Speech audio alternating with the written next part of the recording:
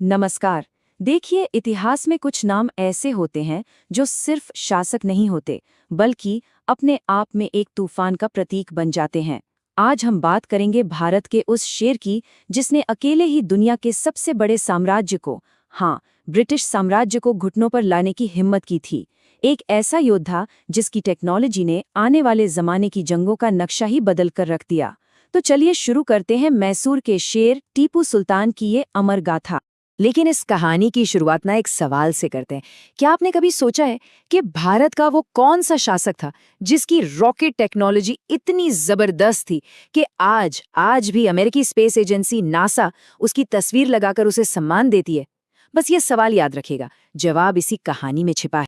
देखिए, टीपू सुल्तान को समझने के लिए हमें सबसे पहले उनके पिता की कहानी जाननी होगी, क्योंकि शेर के पैदा होने से पहले जंगल में एक और शेर ने अपनी धाक जमाई थी, और यहीं से उस साम्राज्य की नींव पड़ी थी जिसने अंग्रेजों की नाक में दम करके रख दिया था।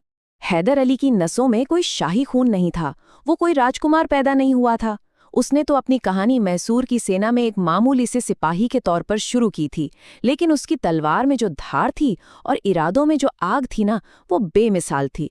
और बस अपनी इसी हिम्मत और जबरदस्त सैन्य काबिलियत के दम पर 1761 आते आते वो मैसूर का सबसे ताकतवर इंसान, मतलब कि उसका असली शासक बन बैठा।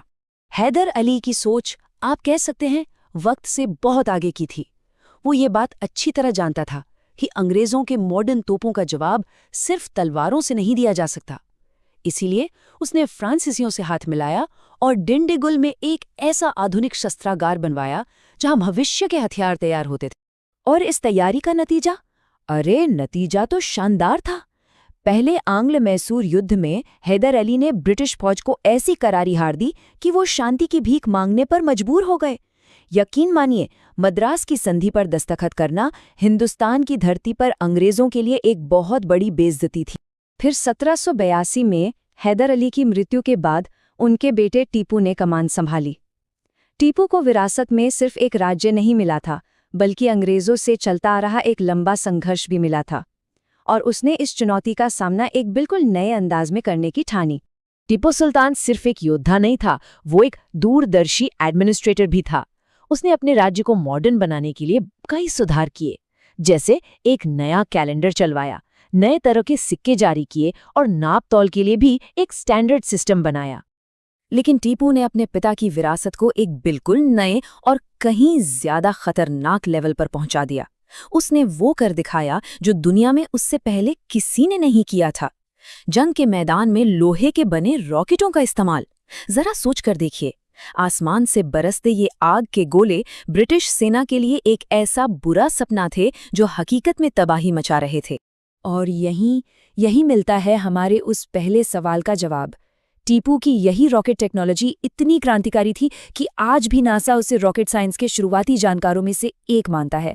ये इस बात का पक्का सबूत है कि उस सुल्तान की सोच अपने समय से सदियों, जी हाँ, सदियों आगे दौड़ रही थी। टीपू की सोच सिर्फ भारत तक ही सीमित नहीं थी। वो फ्रांस की क्रांति, फ्रेंच रेवोल्यूशन से बहुत ज्यादा प्रभावित था। उसने तो अपनी राजधानी श्रीरंगपट्टनम में स्वतंत्रता का वृक्ष तक लगाया और खुद को नागरिक टीपू यानी सिटीजन टीपू कहलाया। वो दुनिया में हो रहे बदलावों से जुड़कर चलना चाहता था। लेकिन एक अकेले योद्धा के लिए एक उभरते हुए साम्राज्य से लड़ना आसान नहीं था। मराठा और निजाम जैसे पड़ोसी राज्य अंग्रेजों का साथ दे रहे थे और टीपू अकेला पड़ता जा रहा था। यहीं से कहानी एक बहुत ही दुखद मोड़ लेती है। तीसरे आंग्ल मैसूर युद्ध में मिली हार के बाद टीपू को एक ऐसी संधि पर साइन करने पड़े जो उसकी कमर तोड़ने के लिए ही बनाई गई थी। इसे श्रीरंगपट्टनम की संधि कहते हैं और इसकी शर्तें बहुत बहुत ज्यादा कठोर थीं। इस संधि के तहत टीपू को अपना आधा राज्य, सोचिए आधा साम्राज्य, अंग्रेजों को सौंपना पड़ा। बस इस एक चाल से अंग्रेजों को पूरे दक्षिण भारत पर अपना दबदबा बनाने का रास्ता साफ मिल गया। और सिर्फ इतना ही नहीं, उस पर 3 करोड़ रुपए का भारी जुर्माना भी लगाया गया। ये उस समय इतनी बड़ी रकम थी जिसका एक ही मकसद था, मैसूर के खजाने को पूरी तरह से खाली कर देना। लेकिन सबसे दिल तोड़ने वाली शर्त तो अभी बाकी थी।